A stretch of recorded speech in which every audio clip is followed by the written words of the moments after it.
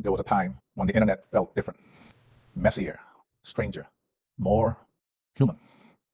Before sleek apps, endless algorithms, and AI-generated feeds, there were websites that defined entire generations. Websites people visited every single day, places where friendships started, music exploded, and internet culture was born.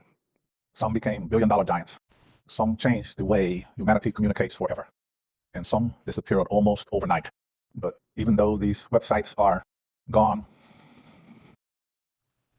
their fingerprints are still everywhere, because the modern internet wasn't built from nothing. It was built on the ruins of forgotten giants. This is the rise and fall of the famous websites everyone forgot. In the 1990s, creating a website was almost impossible for normal people. Then came GeoCities. Launched in 1994, GeoCities gave anyone the power to build their own homepage for free. No coding degree, no company, no investors, just creativity. Users joined themed neighborhoods based on their interests. Hollywood for entertainment, Silicon Valley for technology, Sunset Strip for music and culture. And suddenly, the internet transformed into something deeply personal. People filled pages with flashing GIFs, colorful text, visitor counters, MIDI, music, and endless personality. It was chaotic, ugly, and completely alive. By 1999, GeoCities hosted over 38 million pages and became the third most visited website on Earth. Then Yahoo bought it for $3.57 billion. At first, it looked like a victory, but corporate control slowly killed the freedom that made GeoCities special. The weirdness disappeared. The internet became cleaner, more commercial, less personal. And in October 2009, Yahoo shut it down. Millions of pages vanished forever in one of the greatest digital extinctions in internet history.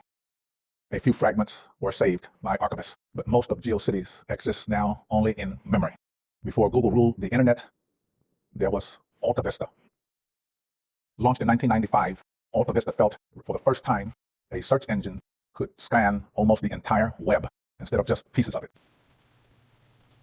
It was fast, accurate, and unbelievably powerful for its time. To millions of users, AltaVista felt like the future. But then came the mistake that destroyed everything. Instead of protecting its simple search experience, AltaVista tried to become a giant internet portal. The clean homepage became crowded with news, ads, shopping links, weather, finance, games, and distractions. The company believed users wanted more. At the exact same time, two Stanford students launched a tiny search engine called Google. Its homepage was almost empty. One logo, one search bar. Ironically, Google's design looked remarkably similar to AltaVista's original vision. But while AltaVista abandoned simplicity, Google obsessed over it. And that changed the internet forever. Yahoo eventually acquired AltaVista and shut it down in 2013. The search engine that should have won disappeared completely. Before Facebook dominated social media, MySpace was king. In the mid-2000s, MySpace wasn't just a website. It was internet culture itself. Users customized their profiles with music, backgrounds, animations, and glittering chaos. Your profile became your identity. Teenagers spent hours perfecting layouts and choosing songs that auto-played the moment someone visited their page. Bands exploded overnight on MySpace. Artists built entire careers there before streaming platforms even existed. By 2006, MySpace became the most visited website in the United States, surpassing even Google. Then News Corporation bought it for $580 million. And almost immediately, things started falling apart. The website became overloaded with ads, pages became slower, spam exploded. Meanwhile, Facebook arrived with something radically different. Clean design, real identities, simple navigation. Compared to Facebook, MySpace suddenly felt noisy and outdated. Users began leaving, and once social platforms lose momentum, they rarely recover. In 2011, MySpace sold for only $35 million, a catastrophic collapse worth over 90%. The king of social media had fallen. Most people think Facebook invented social networking. It didn't. Friendster came first. Founded in 2002, Friendster introduced one of the most important ideas in internet history, the friend circle model. You connected with real people. Friends had friends. Networks expanded naturally. Today, that sounds normal. Back then, it was revolutionary. The growth was explosive. Millions joined within months, making Friendster one of the fastest growing websites ever created. Everything seemed perfect, except the infrastructure. As more users flooded the platform, Friendster servers struggled to keep up. Pages sometimes took 40 seconds to load. 40 seconds in today's internet, that feels eternal. Users became frustrated, then impatient, then gone. At the same time, newer competitors like MySpace and Facebook learned from Friendster's mistakes and built faster systems. Even more painful, Friendster reportedly rejected a $30 million acquisition offer from Google in 2003. A decision that became one of Silicon Valley's most legendary what-ifs. Friendster didn't fail because the idea was bad. It failed because it arrived too early for the technology supporting it. In the early internet, search engines felt mechanical. Then S. Jeeves tried something radically human. Instead of typing keywords, users could ask full questions in plain English. What is the purpose of life? How do airplanes fly? What causes thunderstorms? And somehow the internet answered back. In 1996, this felt magical. Even more memorable was Jeeves himself, the polite cartoon butler who guided users through the chaos of the web. He became one of the internet's first beloved mascots. Warm, friendly, reassuring. For many people, Ask Jeeves made technology feel less intimidating. But while the brand remained iconic, Google's search technology became impossible to compete against. Google was faster, cleaner, and frighteningly accurate. Over time, Ask Jeeves slowly faded from mainstream relevance. Yet, unlike many early websites, it survived for decades. And in a strange twist of history, Ask Jeeves may have predicted the future better than anyone, because modern AI assistants like Siri, Alexa, and ChatGPT work almost exactly like Ask Jeeves. Imagine humans asking questions naturally and machines responding conversationally. In May 2026, Ask Jeeves finally shut down.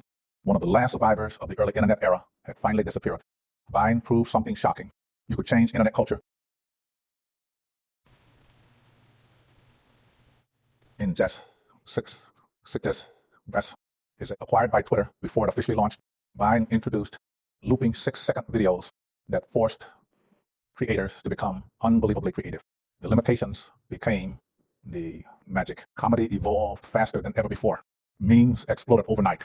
Entire storytelling styles were invented from pure constraint. And for a brief moment, Vine dominated youth culture. Future superstars like Shawn Mendes, Logan Paul, and Liza Koshy built massive audiences there before becoming global celebrities. But Vine had one fatal weakness.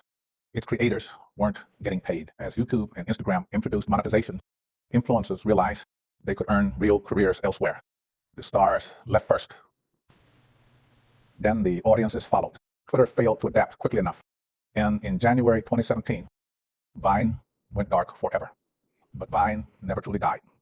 Its DNA survived inside TikTok, Instagram Reels, and YouTube Shorts. The modern short-form video empire exists because Vine proved humanity was willing to consume entertainment in bursts measured in seconds. Not every internet giant disappeared slowly. Some collapsed almost instantly. Bebo was once Europe's answer to MySpace. AOL bought it for $850 million, only to watch it collapse shortly afterward. StumbleUpon became one of the internet's greatest discovery engines. Users clicked a single button and instantly found random websites across the web. For a while, it drove more traffic than Facebook, but eventually recommendation algorithms replaced human curiosity. Then there was Napster. In 1999, Napster transformed music forever by allowing millions to share songs freely online. The music industry panicked. Lawsuits destroyed the company, but the idea survived. Modern streaming platforms like Spotify owe part of their existence to Napster's original vision. And finally, Dig helped invent the modern upvote system used across social media today. But in 2010, one disastrous redesign alienated its loyal community almost overnight. Users revolted, traffic collapsed, and Reddit took its place. Each of these websites once felt unstoppable. until suddenly they weren't. When you study the history of failed websites, patterns begin to emerge. Again and again, the same mistakes appear. Some poison their own platforms with aggressive monetization, burying users under ads and distractions. Others simply couldn't scale fast enough. When websites slowed down, users left and rarely returned. Some companies refused to adapt when internet culture changed around them. AltaVista became cluttered while Google stayed simple. MySpace became chaotic while Facebook became clean. And many were destroyed by terrible acquisitions. Huge corporations bought internet communities they didn't truly understand, then slowly dismantled the very culture people love. But perhaps the most dangerous force of all was replacement. A faster competitor, a cleaner interface, a better experience. On the internet, loyalty is fragile. The moment something easier appears, entire audiences migrate almost overnight. And once a platform loses its cool factor, the collapse becomes nearly impossible to stop. The patterns repeat. They always repeat. Even though these websites disappeared, none of them truly vanished. Their ideas survived. GeoCities evolved into personal branding and creator culture. MySpace helped shape modern music platforms. Friendster became the blueprint for every social network that followed. As Jeeves predicted, conversational AI decades before it became reality. Vine evolved into TikTok, Reels, and Shorts, and Napster helped create the streaming economy that dominates entertainment today. The internet doesn't erase history, it absorbs it. Every app we open, every video we scroll, every search we type carries fragments of forgotten websites that came before. And somewhere inside abandoned servers, archived pages, and broken hyperlinks, the ghosts of the early internet still remain, waiting to be remembered.